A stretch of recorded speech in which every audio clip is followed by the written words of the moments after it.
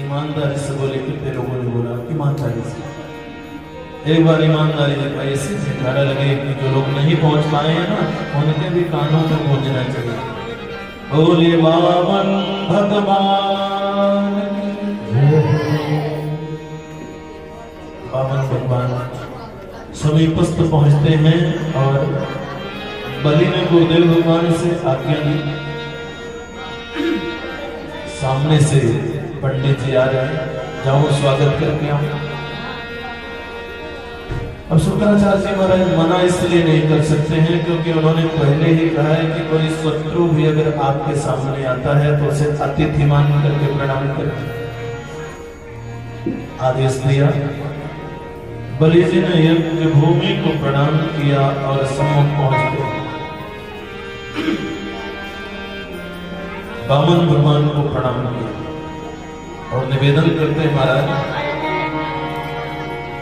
स्वागतम ते नमस्तुभ्यं। आपका आगमन हुआ है इसलिए मैं पूरे परिवार की तरफ से आपका स्वागत करता हूं।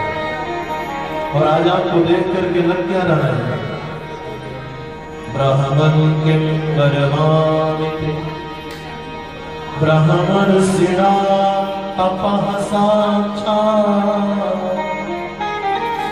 कन्यार्य वधूर्वरा।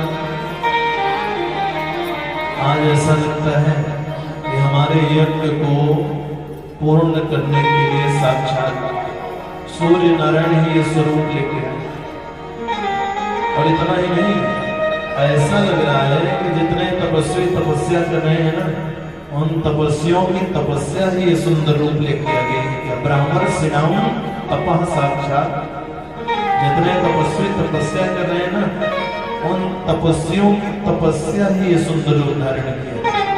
इसलिए मैं आपको प्रणाम। धन्य होंगे आपके माता पिता जो आप जैसी संतान को जन्म दिए। महाराज आप अपना परिचय तो बताएं। आपको देख करके लगता है कि मैं लाखों गायों का दान आपको करता, सोने का महल बनवा के आपको कृष्ण अर्पण करता, और अंत में राजा बलि के मुख से क्या निकल गया, आपको देखकर लगता है सर्वस्व आपको दान दे। कुछ बोल नहीं रहे बाबा, माला चल रही है। शुक्राचार्य जी महाराज ने ब्राह्मण देवता के प्रति राजा बलि की श्रद्धा को और बढ़ा दिया।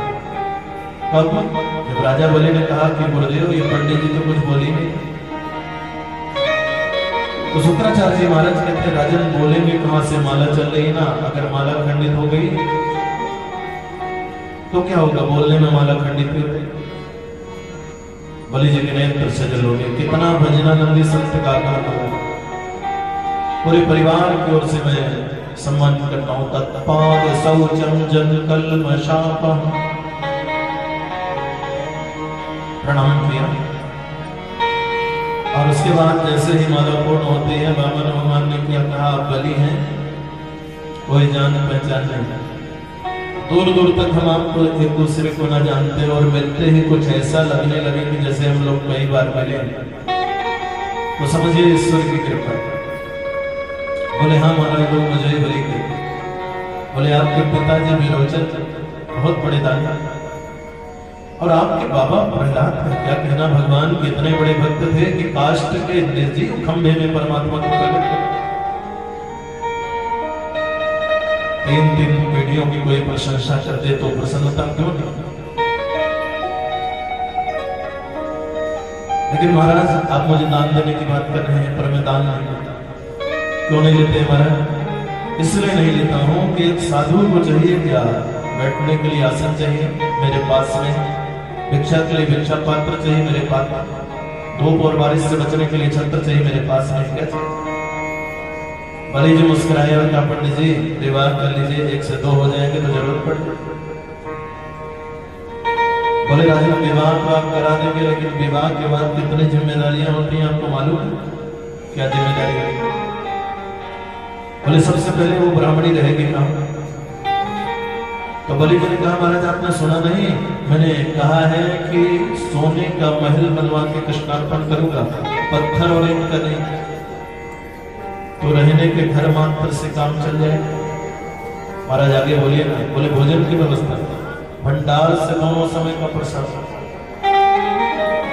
आगे बोलिए। तो वामन भगवान कहते बच्चों के पढ़ने लिखने की व्यवस्था राजा। बोले सामने एक बोर्ड लगा हुआ है, आप पढ़े लिखे। इसमें लिखा था हिरण्यकशिप दानव विश्वविद्यालय। ये हमारे पूर्वजों का है, आपके बच्चे यहाँ बड़े आराम से पढ़ते हैं। अगर आपकी अनुमति हो तो गुरुदेव भगवान से मुहूर्त निकलवाओ। क्या नहीं, 1-2 बातें और हो जाए। अब क्या हो नीचे से? बोले महाराज ये बताइए जब विवाह होगा तो बच्चे भी होंगे ना? महाराज इसलिए विवाह किया ही जाता है कि वंश वृद्धि। तो 2-4 होंगे, हो सकते हैं, तो उनमें क्या एक आत्मा मरेगा भी? बोले मर भी सकते। तो वामन भगवान कहते हैं राजन जब बेटा मरेगा तो रोएगा कौन? बलि जी कहते हैं पंडित जी बेटा आपका मरेगा तो रोना तो आप ही को पड़ेगा, कोई किराए से होने वाला थोड़ी नहीं। तो वामन भगवान कहते हैं फिर राजन क्षमा चाहता हूं, विवाह नहीं। जिस काम को करने के बाद में रोना पड़े वो काम क्यों किया? लेकिन राजन आपने मुझे धर्म संकट में डाला। अगर मैं आपसे दान लेता हूं तो मेरा नियम भंग हो रहा है, और नहीं लेता हूं तो आपको पीड़ा होगी। इतना बड़े यज्ञ चल रहा है, उस यज्ञ में कोई ब्राह्मण आया और दान नहीं दिया। तो महाराज मैंने युक्ति निकाली है, अगर इसमें आप मेरा सहयोग करें तो काम बन जाएगा। आदेश करें। बोले युक्ति ये है कि अगर आप देना चाहते हैं तो 3 पग पृथ्वी मुझे दान में दे। जब वामन भगवान ने 3 पग भूमि मांगी ना, राजा बोले हंसने लगे। बोले पंडित जी आप तो रह गए वामन के वामन, मांगना भी नहीं। आज आप जिससे मांगने आए हैं ना त्रिलोकी का राजा। और वामन भगवान मन में सोच रहे हैं कि पहले 3 ही पग तो पूरा करके दिखाइए तो मैं जानू कि त्रिलोकी। बोले महाराज जहां से इच्छा हो नाप लीजिए। बोले ऐसे नहीं, ब्राह्मण का बालक है, गुस्सा कर नौक में दान देता है। इसलिए तीर्थ में आप जाते हैं ना तो पंडा लोग बड़े दयालु होते हैं। बोले आप संकल्प कर दीजिए। आप कहते हैं पैसा लेके नहीं आया हूं, बोलते हैं कोई बात नहीं आप दान तो करिए। उनको मालूम है कि आपने तीर्थ में दान किया है तो पूरा तो करिए। लेकिन हमेशा याद रखिए आज आपने कोई चीज दान किया और आज नहीं दे पा रहे हैं तो अगले दिन गुना हो जाएगा। इसलिए तीर्थ में पंडा जी को बोलिए कि आप आइए, आप 1 कुंटल बोल रहे हैं, 1.5 कुंटल देंगे, लेकिन अभी बोलेंगे नहीं क्योंकि गुना हो जाएगी। कितने गुना हो जाए कोई ठिकाना नहीं। इसीलिए यथाशक्ति बोलना चाहिए। जो हमारी शक्ति होगी उस समय वो सेवा में आपका। तो वामन भगवान कहते हैं कुशल एक संकल्प कर दीजिए। इधर शुक्राचार्य महाराज की दृष्टि बलि पे आ गई और इशारा किया कि इधर आओ। आपको मालूम है भगवान नारायण है, देवताओं का काम बनाने के लिए वामन बन के आए हैं। और अभी 2 पग में तीनों लोगों को नाम, तीसरा पैर रखने के लिए आपके पास कोई जगह नहीं। बलि जी ने क्या कहा? तो गुरुदेव भगवान आपके शिष्य के दोनों हाथ में मोदक है। अगर सामान्य ब्राह्मण है तो 3 से 3.25 लेने के लिए तैयार है। और सच्चा नारायण भी है तो दुनिया के पौराणिक इतिहास में एक लेख लिखा जाएगा कि जिन नारायण के सामने दुनिया हाथ फैला के मांगती है वो नारायण आज राजा बलि के सामने हाथ फैलाए।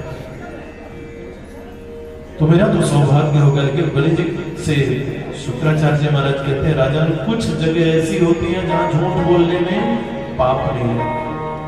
पहली जगह किसी की जान जाती है।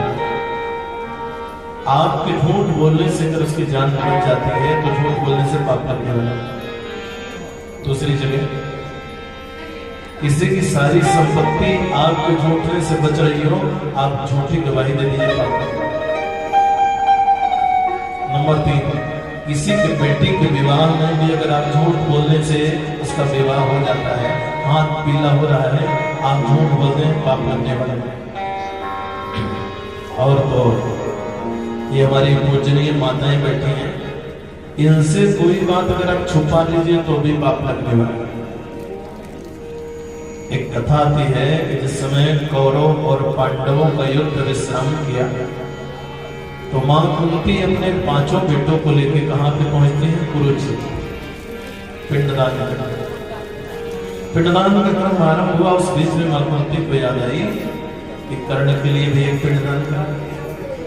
तो मां कुंती ने युधिष्ठिर जी को बुलाया, बेटा इधर आइए। हाँ मां, एक पिंडदान कर्ण के लिए करिए। क्यों मां? कर्ण ना तो हमारी जाति का, ना बिरादरी का, ना संबंधी, ना रिश्तेदारी। कुंती मां ने कहा था, बेटा वो तो तुम्हारा सगा भाई था, कुमारावस्था में मैंने सूर्य भगवान से प्राप्त किया था, लेकिन लोग लज्जा के कारण लता पत्थर की पेटी में डाल के प्रभावित। इतना सुनते ही ऐसा लगा जैसे युधिष्ठिर जी महाराज दोबारा शोक के समुद्र को। मां, आपने ये बात हमसे छुपाई। कभी कभी भैया कर्ण के पैरों की ओर जब मेरी दृष्टि जाती थी तो मुझे लगता था कि ये बात क्या है, मेरी माँ की उंगलियां और मेरे भैया कर्ण के पैरों की उंगलियों में सामंजस्य क्यों है, एक जैसी क्यों दिखती है? माँ आप ये बात तब बता रही हैं जब सब कुछ उजड़ चुका है।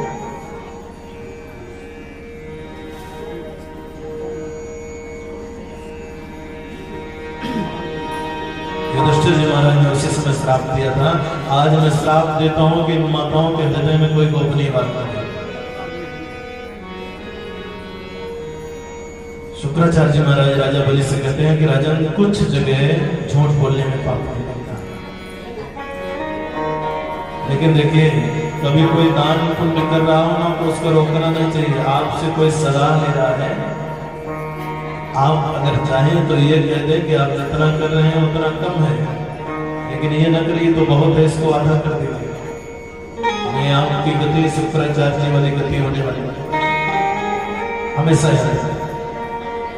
इधर भगवान ने बलि से कहा कि अगर आपको नहीं देना है तो मैं चलने जा रहा।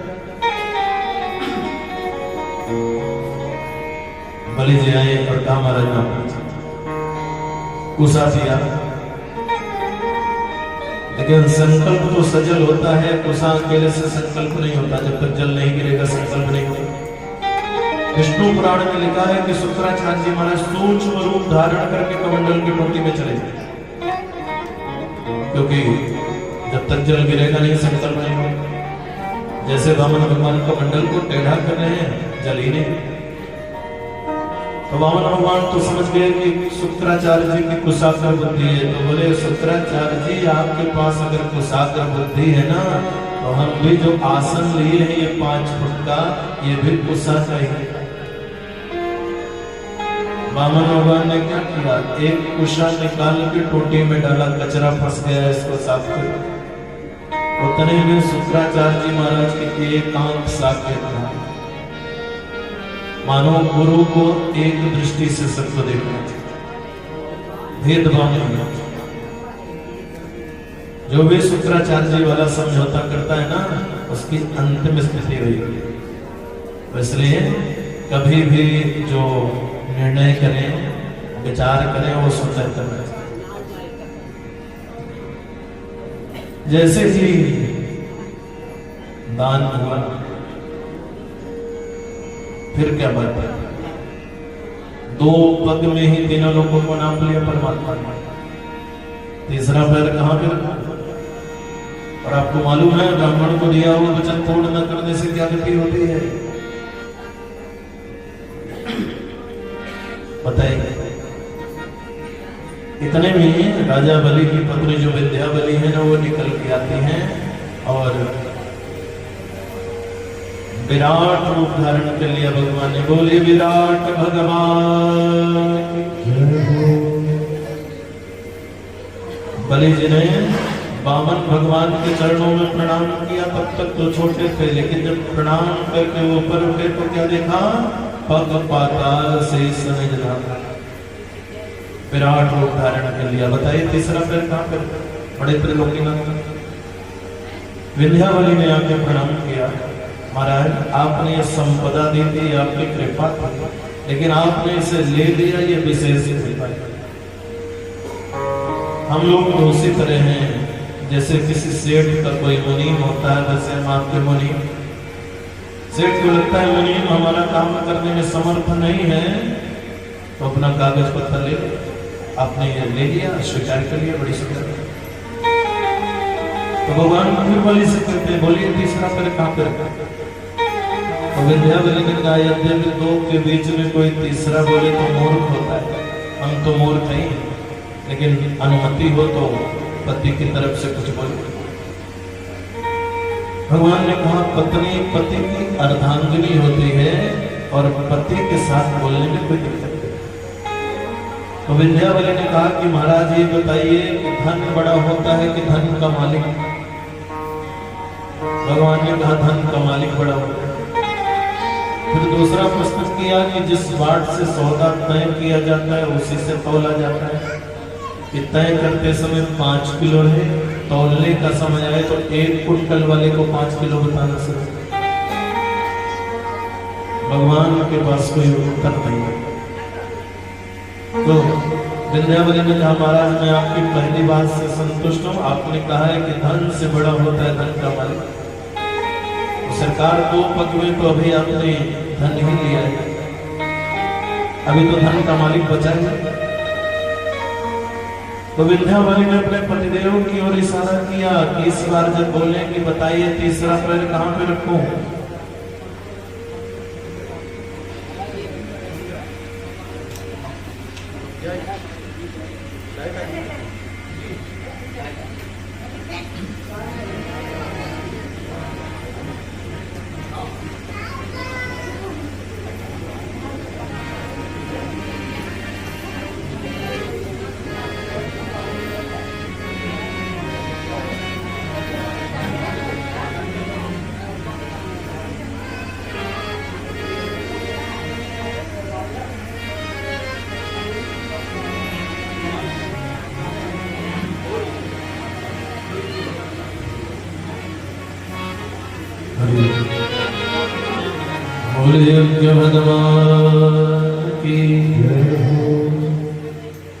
तो भगवान कहते हैं, बताइए ना तीसरा पैर कहां पर? बलि जी ने प्रसन्न मुद्रा में कहा, सरकार अब मुझे भ्रम में न डालिए, अपना चरण उठा के क्या करिए? पदम प्रत्यय पुरुषेशने, तीसरा चरण उठा के मेरे सिर में विराजमान। भगवान कहते हैं, हम जिसका लेते हैं ना उसका सब कुछ लिया करते हैं। क्या क्या लेते हैं? 2 पग में बलि का लिया और तीसरे पग में बलि को भी। आप जब आरती गाते तो क्या कहते? तन मन धन सब कुछ है। तो परमात्मा कहता है, हम जिसका लेते हैं सब कुछ है। और भगवान ने सोचा कि छोटा बनकर चलने में फायदा है, क्योंकि बलि के हम मांगने चलना पड़ेगा, इसलिए भगवान छोटे बनकर आए। लेकिन भगवान ने बलि से कहा कि बलि हमने आपसे कुछ मांगा है, आप भी कुछ मांग लीजिए। बलि जी कहते कोई काम नहीं। भगवान कहते हैं, आप इंद्र बनना चाह रहे थे, हम आपको इंद्र तो बनाएंगे, लेकिन ये 7वां मनमंत्र है, इसको समाप्त हो जाने दीजिए। किसी की सरकार चल रही हो तो उसे गिरानी नहीं चाहिए। 8वां मनमंत्र आएगा, हम आपको इंद्र बनाएंगे। तो बलि जी ने उदास